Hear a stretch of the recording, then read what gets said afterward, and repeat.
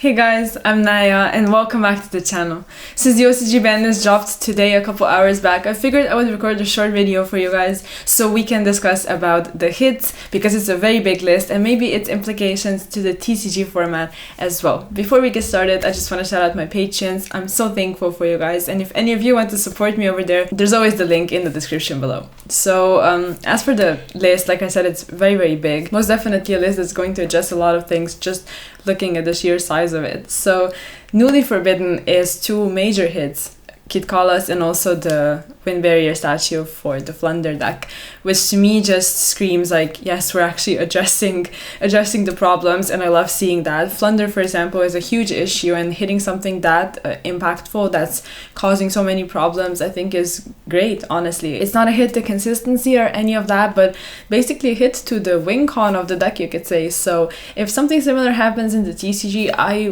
wouldn't be the one to complain. Let's just put it that way. And with Kitkalas, it's again a huge hit, but I do think that Tier Limits has been running wild for more time than over here, so at this point in time for them, I think is the correct point to start heavily adjusting this deck. And I don't think over here the same thing is going to happen, just because Tier Limits wasn't really hit severely at all right now up to this point in time. So if they immediately hit something like Kitkalas to 0, I don't really see it. So looking at the limited stuff, we have Ancient Fairy Dragon with the errata. So if we could quickly go over the errata, basically the differences are that it's a hard once per turn, which it was lacking the hard once per turn thing on it from before. Of course, making it a hard once per turn just makes a huge difference. Now, I'm personally not a huge fan of erratas. Like, I don't really care for them. If a card is too busted and you printed it, then just put it on the ban list and just leave it there, because it's almost like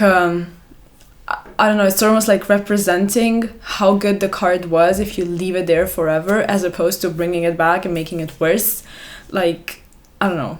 I don't really like it. So if you disagree, please let me know. If you find the erratas useful and cool, sure, but I don't. We'll see how much impact it actually has moving forward. And with the Kashtira stuff, Kashtira was a deck that was close behind Tier Limits on like the top spots of the format. So limiting both of these, especially since the Fenrir can actually search itself, so you're completely taking that away. So it cannot be used just as a small engine that you splash in another deck. So they address this part of it. And obviously, if we look at the bottom of the limited portion, they actually hit the field spell as well, so they took away the synergy between this deck and Tier Limits, not only hitting the pure deck itself. So a lot of hits, I would say. Also Tier, they got rid of Sharon and Rhinoheart at 3. They're only at 1 now. Rhinoheart, not such a huge problem. Some people even play 2 because it just feels like the better number, but hitting Sharon I think is big. Sharon just being that special summon, that extender, I think is huge, and having only 1 of it, I think that's really going to leave some kind of impact if the Kitkalas maybe wasn't enough, which I do think it was. So then we have Ptolemaios. It came back just like it came back in the TCG. It's not seeing any kind of impacts over here yet, but over there we'll see what happens. And they also brought back the Steam the Cloak and the Change of Heart, which again, here in the TCG, the same thing happened. And then looking at Magnamut, you can still play the engine if you want. There's no issue with that. But like, I guess if the best deck is hit, the best deck that Bestios are useful against, then you just, I guess don't have that much use for them anyway. So they also limited Branded Fusion, which was only semi-limited. So I guess they were like, okay, the best fusion deck got hit. Let's just quickly adjust the other fusion deck as well while we're at it. So I guess that makes sense.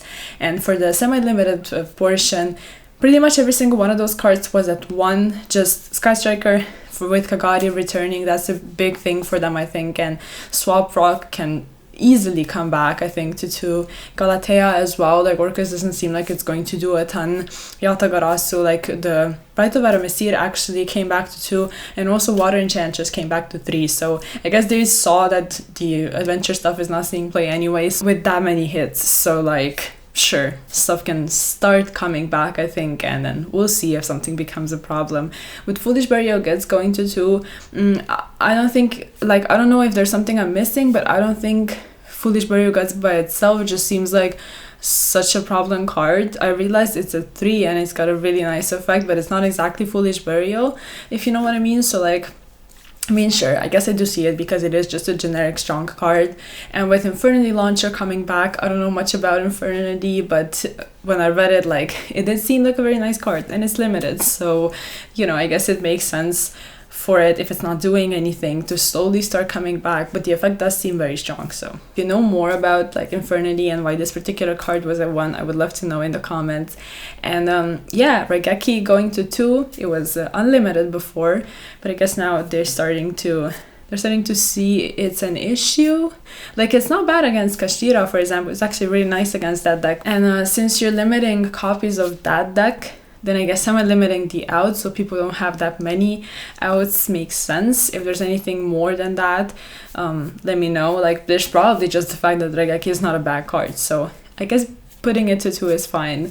And also the light stage, I think it was limited before, so just like here in the TCG, it's not going to pose any kind of threats, I think. And with the unlimited cards, like, all of these, in my opinion, can come back. Like, Scarlet Sanguine feels a bit, I guess, scary, but in the TCG we don't have Eldritch doing anything, but we do have more Bestios than they have in the OCG right now. So with Magnamut going down to 1, I still don't think that's going to make people play Eldritch, even if Sanguine comes back to 3, but I don't know, I guess we'll just have to wait and see. That's pretty much it when it comes to the breakdown of the ban list.